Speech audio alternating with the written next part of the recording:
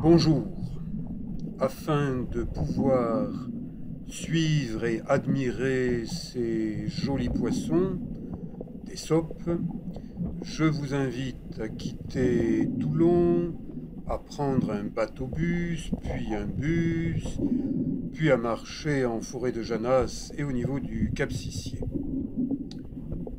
Allez, je vous invite à découvrir ou à redécouvrir les rochers des Deux Frères en quittant le port de Toulon. Mais regardez ce gros nuage noir, tout à fait inhabituel. Qu'est-ce qui se passe à Toulon? Plusieurs choses. Un voilier à 5 mâts. Je pense que c'est le Club Med numéro 2. Je l'ai vu venir se ranger derrière un des Corsica Ferry, mais je ne suis pas sûr de son nom. Par contre, ça, c'est un transporteur de troupes et un porte-hélicoptère de la série Mistral, le Dixmude, avec un bateau-bus du réseau Mistral. Je traverse la rade de Toulon en admirant l'escadre et en étant vraiment surpris de ce gros nuage noir qui est pile dans l'axe du porte-avions nucléaire Charles de Gaulle. Est-ce que ce serait Poutine qui serait en train de fumer un cigare pour narguer Macron, actuellement en vacances à Brégançon? Vous savez que Brégançon, c'est un endroit où Macron a invité Poutine à prendre le thé ou je ne sais quoi d'autre, peut-être une vodka. En arrivant à la Seine-sur-Mer, eh bien, un bateau usine à sardines.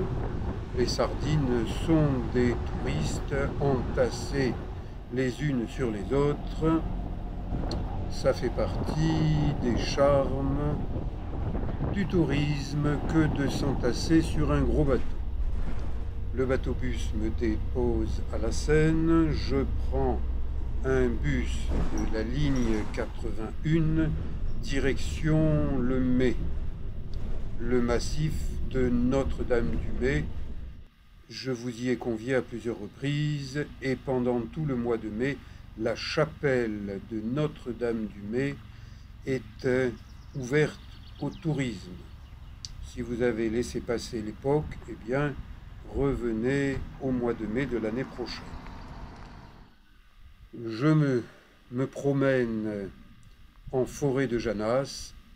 Je le fais à longueur d'année, mais là, au printemps, avec de la verdure, il ne fait pas encore très chaud, ça n'est pas encore la canicule, eh bien, c'est très agréable pour moi de marcher dans cette forêt de Janas où je me promène depuis que je suis tout gamin et vraiment, je ne m'en lasse pas et c'est pour ça que je vous la montre et que je vous la montre à nouveau.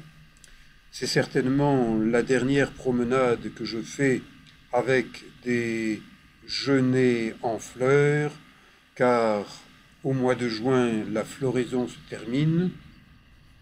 Et là aussi, il faudra attendre le mois de mai de l'année prochaine pour pouvoir se promener au niveau de ces belles fleurs jaunes qui sentent bon, vraiment. Sortez de la ville, déconfinez-vous et allez respirer dans la nature. Vous vous en porterez beaucoup mieux.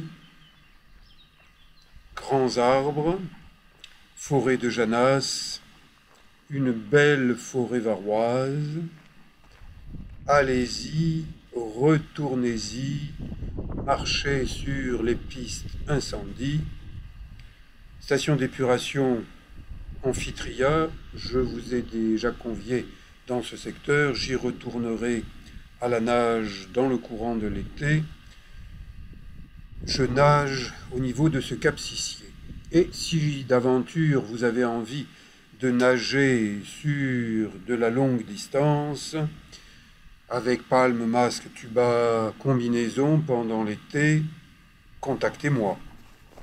Mais en attendant, eh bien moi je nage seul, je marche seul, je fréquente les plages du Jonquet depuis que je suis tout gamin. J'habitais aux Sablettes et avec une bande de gamins d'une dizaine d'années, nous venions déjà sur ces plages pour voir des gens nus.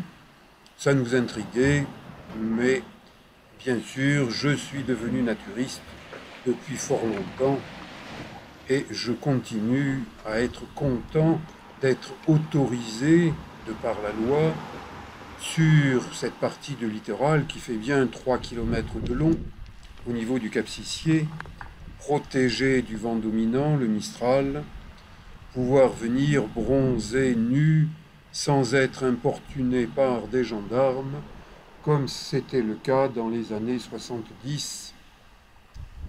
Attention, le Cap Sissier est un massif schisteux, les roches se délitent, elles tombent, quelquefois de gros morceaux, donc n'allez pas vous mettre n'importe où pour bronzer, sinon vous risquez d'être aplati comme une galette.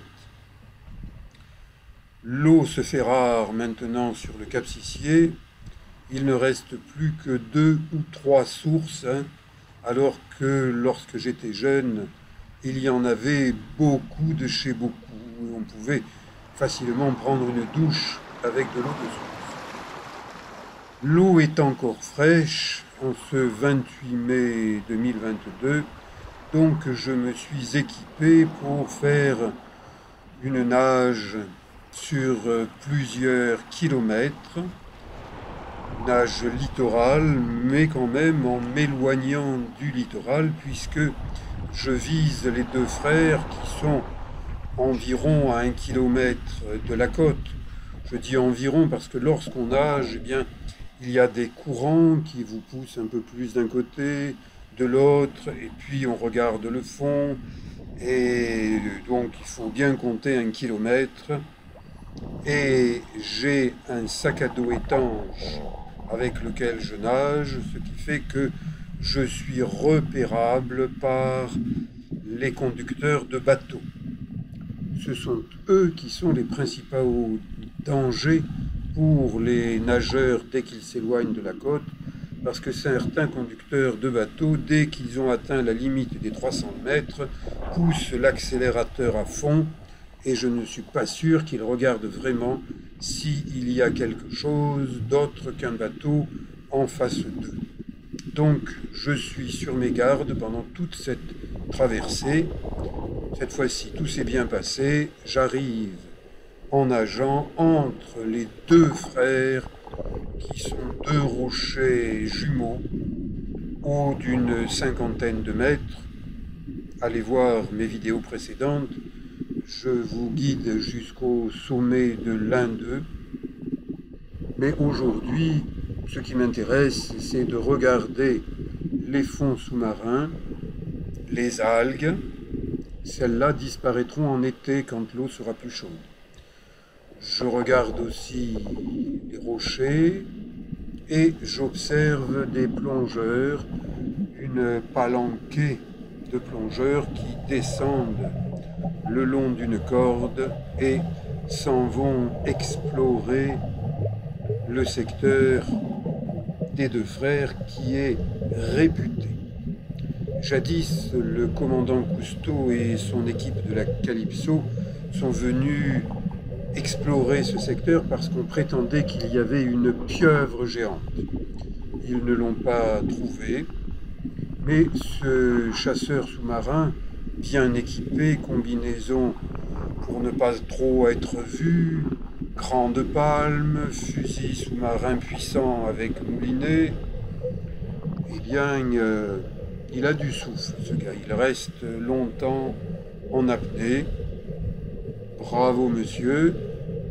Bon, moi, je préfère chasser les poissons avec un appareil photo, avec une caméra, mais quand j'étais ado, j'ai beaucoup chassé les petits poissons dans ce secteur, donc je comprends tout à fait que d'autres continuent à avoir envie de manger leur poisson chassé à la force du poignet et des pales. Un bateau club de plongée de Saint-Mandrier-Marégot. Peut-être que cet été, je ferai appel à leur service pour descendre plus bas que ce que je peux faire en apnée, car maintenant, à l'approche de mes 72 ans, eh bien une dizaine de mètres en apnée, je trouve que c'est déjà pas mal. Donc peut-être que j'irai utiliser des bouteilles et les services de ce club dans le courant de l'été. Si c'est le cas, vous le verrez via mes vidéos sur ma petite chaîne YouTube. Un joli banc de sopes.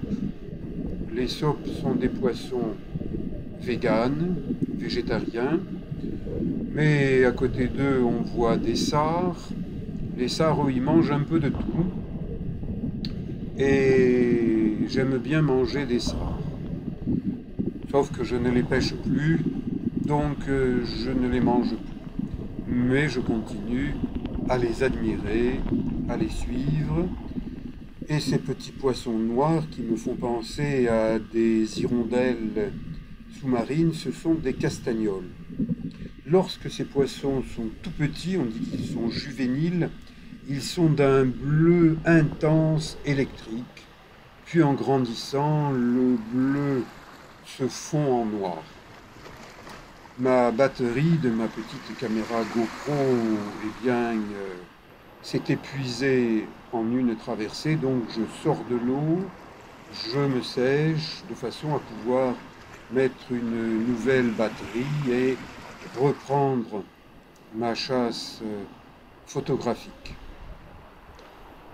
Les plongeurs ont fini leur plongée, ils remontent sur le bateau, ils vont rentrer vers Saint-Mandrier-le-Marégot, et moi, eh bien, je m'apprête à me remettre à l'eau. Heureusement que j'ai des petits bottillons parce que ces rochers sont pointus de chez pointus. Et en début de saison, ma semelle plantaire n'est pas encore équipée d'une semelle anti-pointe et donc j'ai un peu mal aux pieds. Bonjour à nouveau ce banc de castagnols, mais là vraiment au niveau des deux frères, il y a beaucoup plus de poissons que le long de la côte. C'est pour ça que beaucoup de plongeurs viennent par ici, quelques chasseurs sous-marins, quelques nageurs comme moi, mais c'est quand même relativement rare, les nageurs qui viennent depuis la côte, et bien sûr ensuite il faut rentrer. Attention, ce secteur est soumis à des vents pouvant générer des courants sous-marins importants, et donc en tant que nageur vous pouvez être déporté assez loin de l'endroit que vous visez. Et si vous vous obstinez à viser un cap donné, vous pouvez vous fatiguer plus que ce qu'il faudrait. Et si vous vous fatiguez en nageant, le premier danger, c'est crampes musculaires. Ça fait mal. Et quand on a mal aux jambes et qu'on ne peut plus s'en servir, on dérive. Et on dérive éventuellement jusqu'en Corse. Moi, j'ai des racines corses, mais j'aimerais pas me retrouver en Corse à la nage en étant parti du Cap-Sicien. Des tomates de mer, n'allez pas y mettre les mains. Vous voyez que moi, j'ai des gants parce que de temps en temps, eh bien, les rochers sont tranchants. Et quand on grimpe sur des rochers, pour sortir de l'eau, et qu'on est resté longtemps dans l'eau, on a les mains qui sont plus fragiles. Et moi, je suis un masseur kinésithérapeute. Je travaille encore et toujours avec mes mains, donc j'y tiens. Donc je mets des gants. Voilà, il ne me reste plus qu'à rentrer vers les plages naturistes pour recharger mes batteries solaires. Merci.